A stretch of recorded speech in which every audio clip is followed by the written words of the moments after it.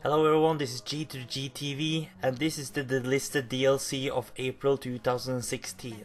My last Delisted video went really well, so I decided to do another one. This is to tell you if you should buy these tracks before they are being removed from the store. These songs will be removed by the end of the month, so make sure to buy them now if you want them. But, should you buy the songs? Let's find out. Our first song is sadly Lady Gaga's Poker Face, the South Park version, by Eric Cartman. For its novelty and being a South Park fan, I absolutely love this song. But the note tracks of the song is kinda meh. The drums of the song is very simple and a little repetitive. And the only fun parts are a 4-hit beat on the yellow and blue pads. The rest is pretty mediocre. Should you buy the song on the pro drums? Probably not. On bass this song is okay, but very repetitive. It's the same riff during the whole song, but it's not the most boring bass riff ever. I don't know if I can recommend this song or not, and I don't think I can say anything else about it. Should you buy Poker Face South Park edition on bass? Maybe. The guitar is a little bit less repetitive than the bass track, but there is a lot of breaks in the song, and the song itself is not very exciting, and I don't think I can recommend it, even though it's not the worst song out there.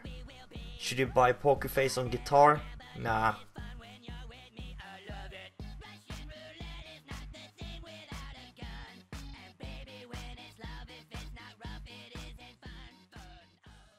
Our second Delisted song of this month is Outer Space by Ace Frehley. Or Frehley? Something. This song is kinda simple on the drums, but it got a variable beat and never gets too repetitive. It also got some very fun fills. The only part of the song that is a little bit boring is the choruses that got a simple 2-hit beat. But overall an enjoyable song. Should you buy Outer Space on the pro drums? Yes. On bass there is a bit of a break in the beginning, but the song is fun to play on bass, even though it can be a little repetitive.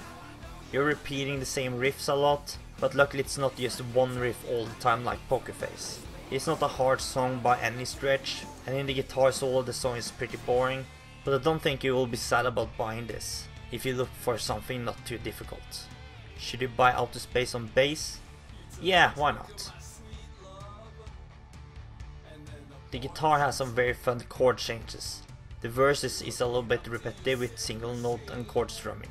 The chorus however is very fun with a mix between chord changes and single notes. The song also got a solo that is actually pretty tough, but not super hard. This song is very fun to play on guitar, and I recommend it to people who has played guitar for a while on expert. Should you buy Outer Space on guitar? Yes.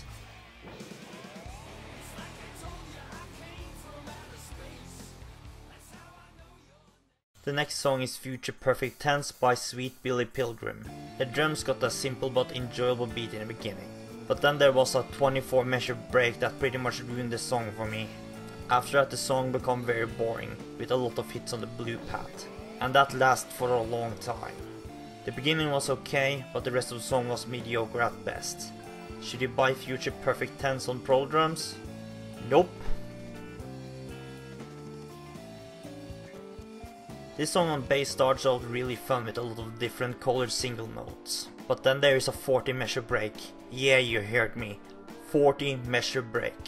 At this point I just left my guitar on the couch waiting for the notes to come again. When it starts again there's a lot of long single noted sustains, which was super boring. It's so sad that the song starts out so good, but ends so badly. It does go back to the fun riff a little bit before the end of the song, but that didn't save the song for me. Should you buy Future Past Tense on bass?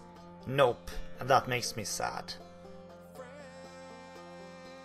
This song is amazing on guitar, with a good change between single notes, chords and hammer-ons. The song never gets repetitive and is a blast to play throughout the whole song.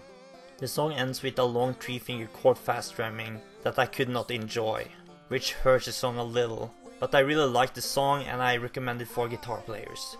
Should you buy Future Past Tense on guitar? Hell yes!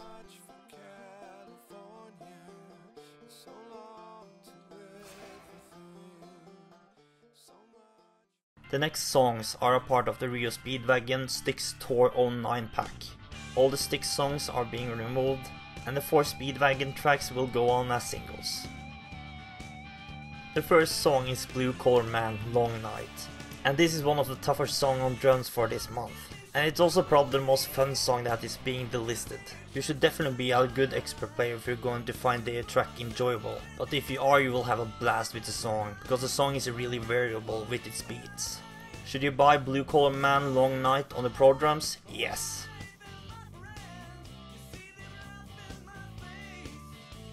There is a short wait before the song starts on bass. This song is just okay. It's not repetitive and the verses have a good riff. There are parts of the song that is mediocre though, with slow strumming on the same color. Like I said before, the song is okay, but I don't know if the song warrants a buy for bass players. Should you buy Blue Collar Man on bass? Maybe.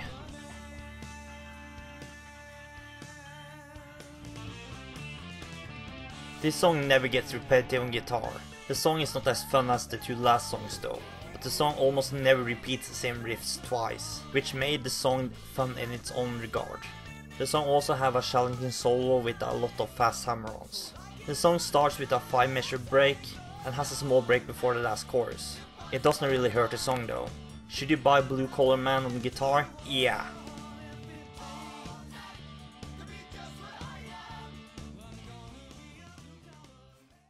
Renegade is our second Styx song, and this song is even harder on the drums than Blue Collar Man. It takes a while before the hard part starts though.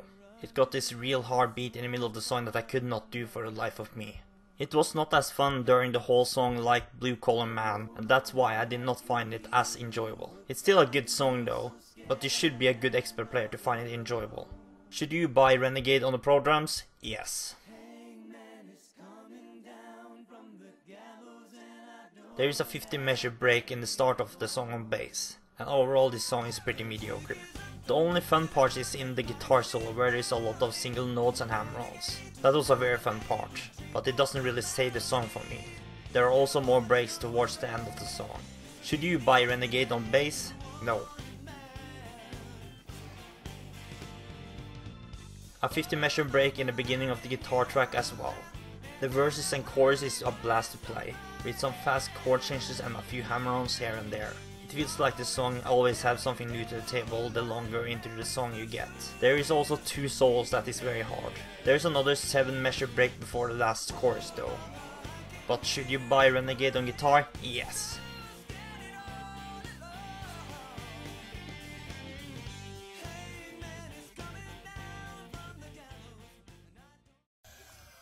The last Styx song is Too Much Time on My Hands, and this is by far the easiest Styx song for the pro drums. It kinda suffers for being a little bit too simple.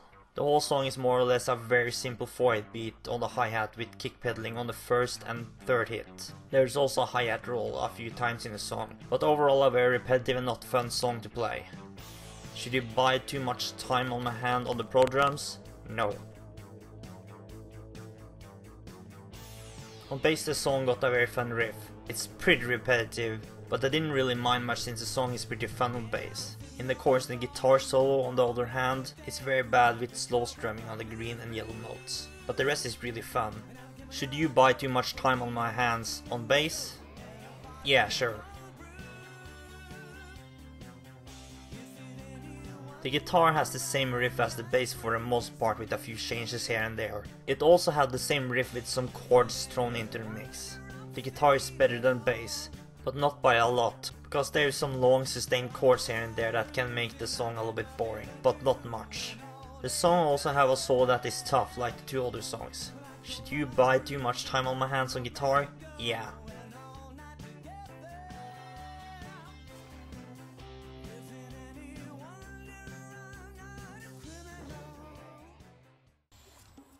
The last pack that will be delisted is the Fleetwood Mac Stevie Nicks Pack 1. All the songs in the pack will be delisted by the end of the month. Dreams by Fleetwood Mac is the first song in the pack. On drums it's very basic and repetitive, with a simple 4/8 beat on the hi-hat. There is a few feels here and there, but they are not very noteworthy and just okay at best. Overall a pretty boring song to play. Should you buy Dreams on the pro drums? No. This song don't fare much better on bass. It's the same boring riff during the whole song. I was super bored playing this. Should you buy Dreams on bass? Nope.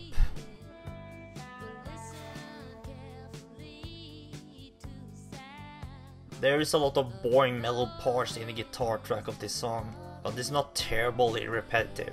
It got a solo, but it's super easy and most people should 100% the solo easily. I can only recommend this to new expert players. Should you buy Dreams on guitar? Maybe.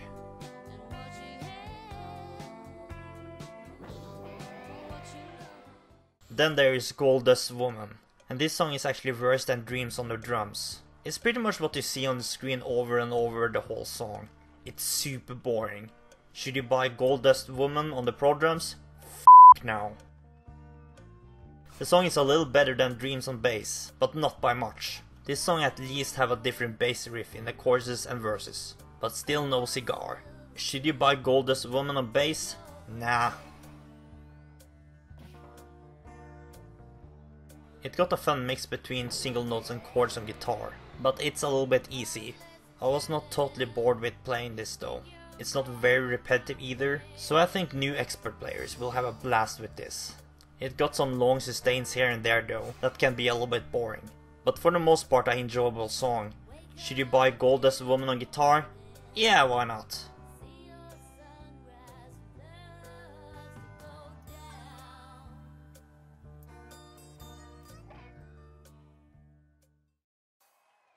Avoid this on drums and bass, because, well, there is no tracks for those instruments. On guitar this is hammer-on heaven. The whole song is hammer-ons, so this is a perfect song to practice your hammer-oning. If you like those types of songs you will love this, but it is repetitive because you only do the same hammer-on riff throughout the whole song, with the exception of a solo. Should you buy Landslide on guitar? Maybe. I totally love the song though, so I don't regret buying it.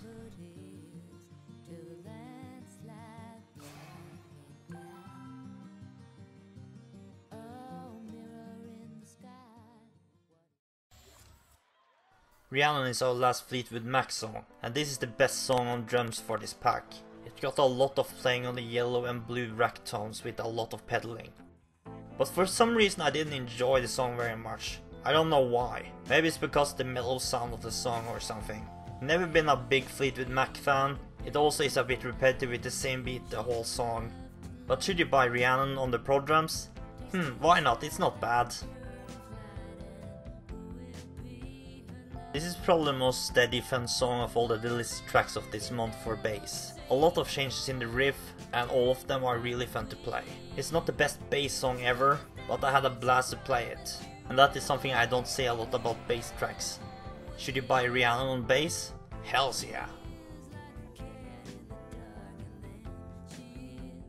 The song got some chord changes and sustains with a few single notes here and there on guitar.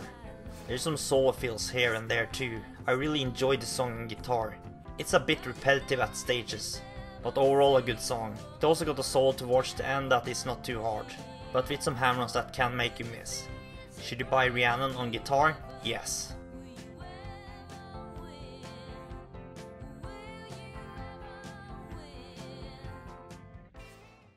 Edge of 17, just like the White Winged Doe, is the first Stevie Nicks song of the pack. And even though it's the hardest drum song of the pack, it's not the best. The whole song is a hi-hat roll that won't let up, and that has no breaks at all.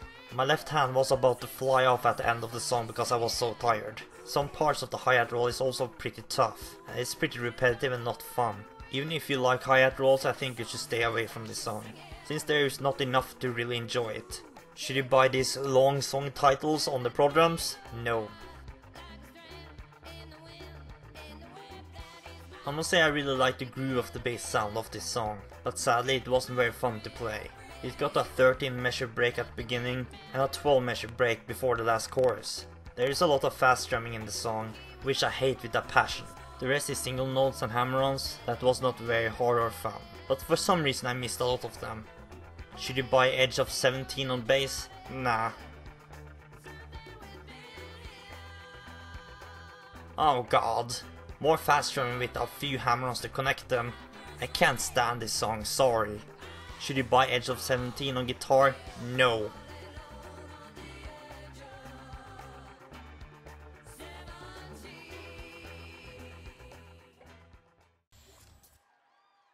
Stand Back is our last song that is being delisted this month, and it doesn't fare much better than the last song. It got a simple 4-hit beat on the hi-hat in the beginning. Then it becomes another hi-hat roll that is super repetitive and lasted the rest of the song. I was super salty about having another hi-hat roll after the last song, since like I said I was super tired in my left arm after that. But overall a very repetitive and boring song. It's actually worse than the last song.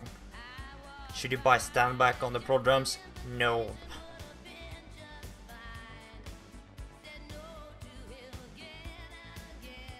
The bass in this song is fast drumming and nothing else.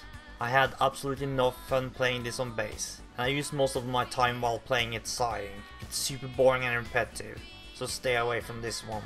Should you buy stand back on bass? No. 38 measure break. Enough said. Should you buy stand back on guitar? No. And trust me, this song doesn't get any better after the break.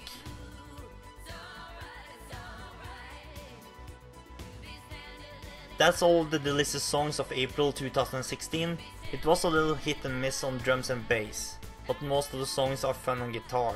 So if you are a guitar player, you should really think about buying some of these songs. This is the last chance to get any of these songs before they are removed forever.